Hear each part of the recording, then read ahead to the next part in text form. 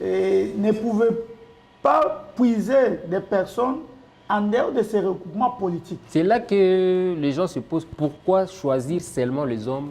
Pourtant, il y a des femmes, il y a des personnes vivant avec handicap. Pourquoi seulement les hommes? Nous sommes en train d'y arriver. Comme le n'est pas compétent, c'est moquer d'elle. Parce que même la remise et reprise a été effectuée entre une femme et les gouverneurs entrants. Okay. Et avant cette femme, il y a eu une femme gouverneure dans cette province. Et donc, il y a eu une femme présidente de l'Assemblée dans cette province.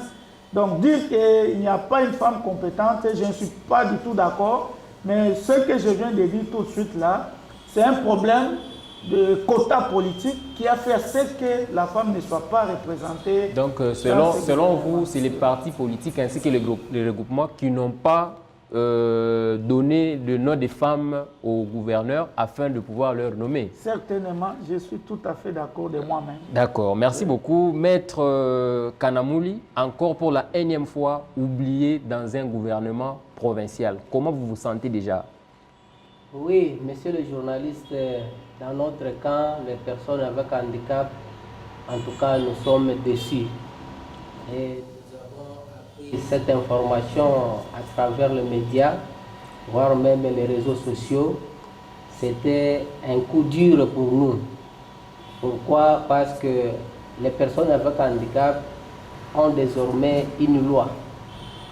Et cette loi a tiré son origine dans la Constitution, spécialement en son article 49.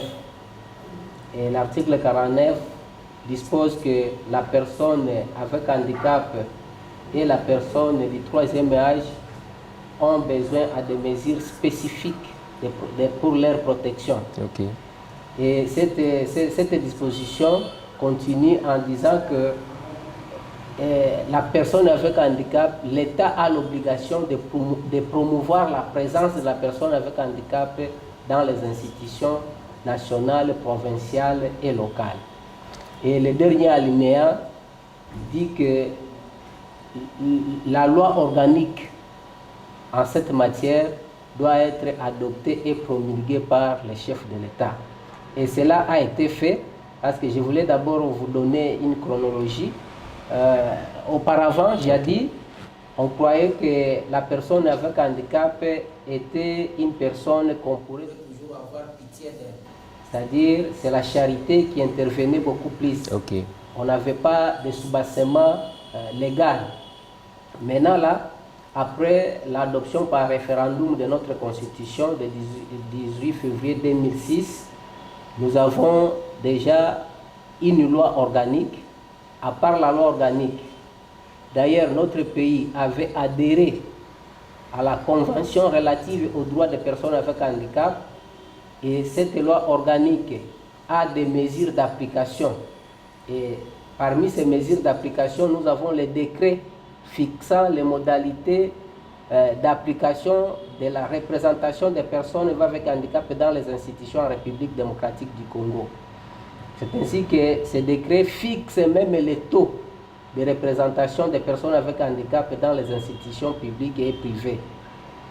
En son article 4, ça est clair quant à ça. Okay. La loi organique, notre loi organique dit que les personnes avec handicap doivent être retrouvées dans leurs structures et la loi a parlé du cadre de concertation des organisations des personnes avec handicap.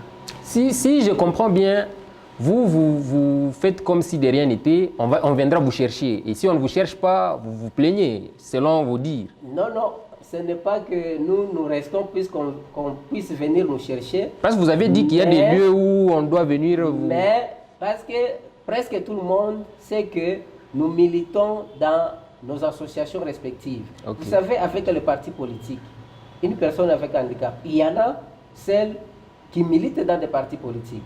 Mais la personne avec handicap a toujours été marginalisée.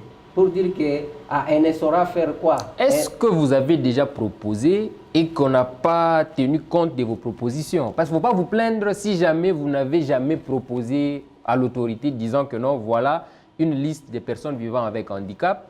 quand vous allez sortir votre gouvernement, pensez aussi à cette catégorie de gens. Est-ce que vous avez déjà proposé une fois? Messieurs les journalistes, je vous dis que avant de proposer, vous devez d'abord être consulté.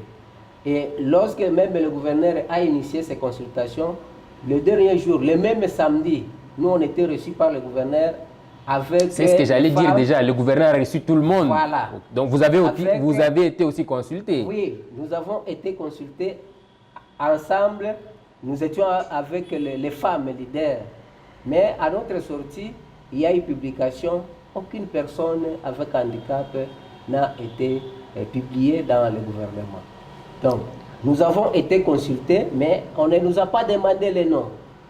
On ne nous a pas demandé les noms. Or, notre objectif était d'aller réclamer et voire même laisser les noms des gens qui peuvent nous représenter dans le gouvernement provincial. Quel a été l'objet de votre rencontre avec